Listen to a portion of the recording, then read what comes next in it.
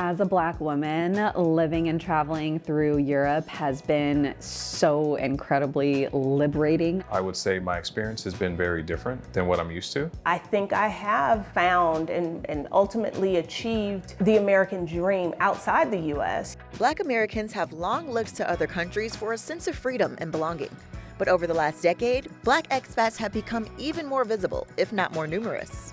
They really see a kind of oasis for them to really create the life that they dreamed of in a way that's financially feasible, safe, and a bit more inclusive than what they found in the United States. And with political and civil unrest on the rise at home, we may see more Black citizens finding their American dreams abroad.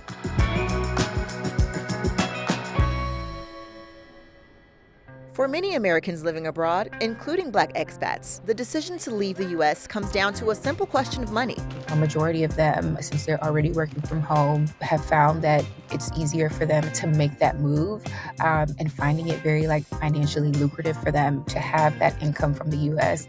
and live in a place where it will have a cheaper cost of living. Monthly expenses here, if you want to live comfortably, I'd say $2,000 US. I have lived here on less, and there are definitely people who live here on a lot more. So I am living in a fully furnished 2-bedroom, 2-bath apartment, which is around 250 Omani Real a month. So that's around $650 US per month that I pay in rent. Our money absolutely goes further here than in the US. We make less money, but we're still living pretty comfortably. The lower cost of living available in many foreign countries has been a big draw for US expats of all races. But for Black expats in particular, there's another reason to move abroad: being judged by their nationality instead of their skin color. I would say that as I've traveled around the world, I'm typically an American first. And then I've also seen where quite often people are not as used to Black people traveling and being in whatever the space is. So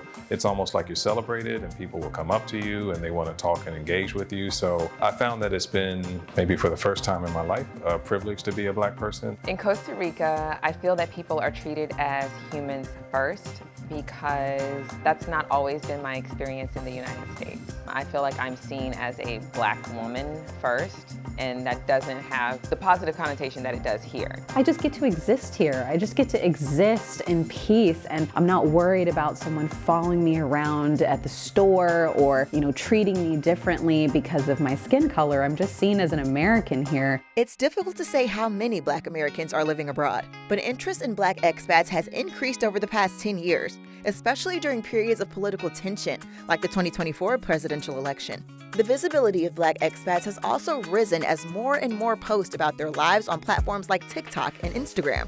A search for Black expats on Facebook groups yielded at least 200 groups devoted to Black people living abroad. A lot of Black expats started to document their experiences, and the more they documented their experiences, the more it encouraged other people who were considering the move to do so. There are also networks and apps devoted to Black travelers like Expat, Green Book Global, and Nomadness. Online magazines like Travel Noir provide Black travelers with news and reviews of international destinations. They really provide that safe space for people to decide and decipher whether they want to make that move, and if they do, it also provides the next steps from a first-hand account on how they can do so. These communities show a wide range of destinations where Black expats are traveling. Some of the places that I see a lot of Black expats moving to, Mexico is a really big one. Places like Mexico City, Playa del Carmen, and Merida, Mexico. Thailand is also a really popular destination with Black expats. And also Portugal has also a really great Black expat community as well.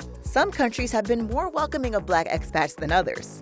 Most notably Ghana, which announced its year of return in 2019, inviting members of the African diaspora to visit the country. Dr. Wanida Lewis, an American food scientist, moved to Accra, Ghana in 2020 and became a Ghanaian citizen 4 years later. I've always wanted to live outside of the U.S., and that was always a goal of mine.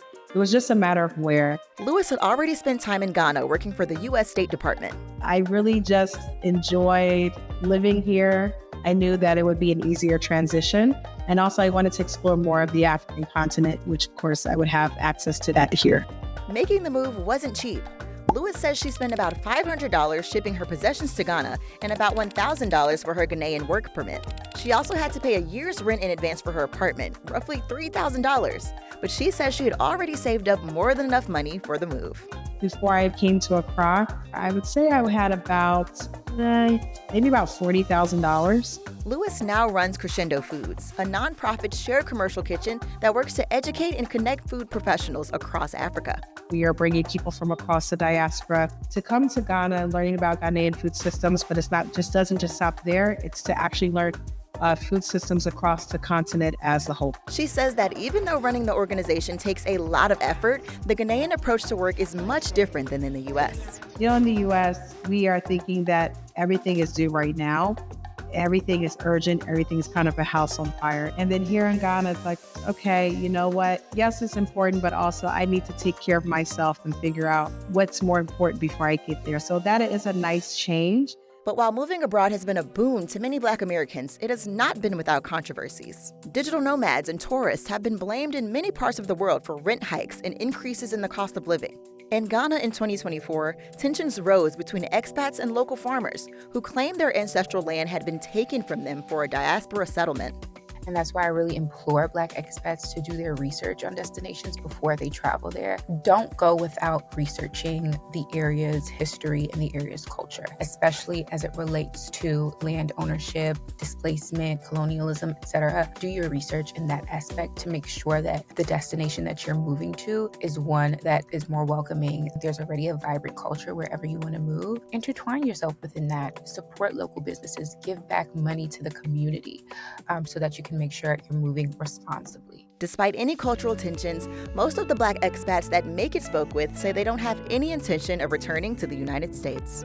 As much as I love my friends and my family back in the States, I don't really see myself living there long term unless there's a reason that I have to go back, for family, of course. Ideally, I would love to retire abroad. I am definitely happier living in Costa Rica than I used to be in the United States. I've gained my family back. I've gained the opportunity to spend time with them and create more freedom in myself, but also freedom within our family to explore our dreams and our passions. I can honestly say I don't feel like we'll ever move back to the US permanently. It is truly such a more fulfilling, more richer life abroad. The experiences that we've been able to have as a family abroad, just being able to see the world, to meet new people, to experience a new language, cultures, traditions, is just so special and something that we aren't really exposed to enough in the United States. So while I know that we won't be nomadic forever, I definitely know that our home is outside of the US.